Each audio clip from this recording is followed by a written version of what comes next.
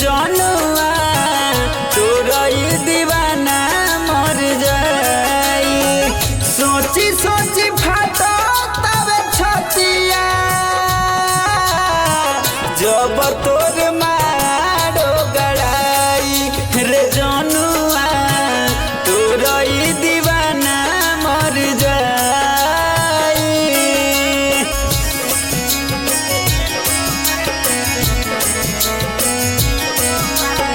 Mix by rhythm recording studio Patna. Music by Jaswant Kumar.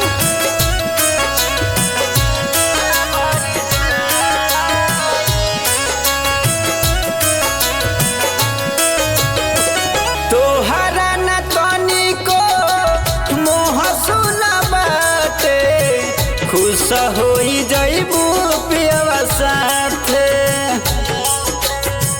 पागल के अपना याद नहीं करबू नया मिल जाई है इतना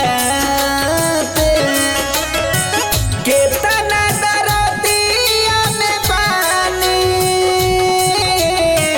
तोरा रे नाही बुझाई रे जनुआ तोरा दीवाना मर जाई।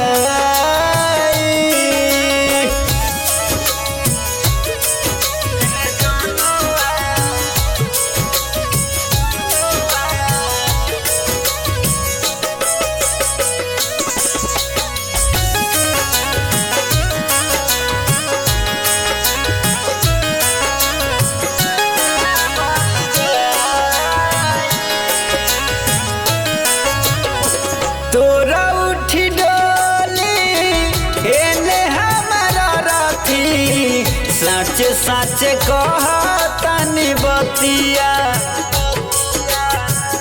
आज जान गई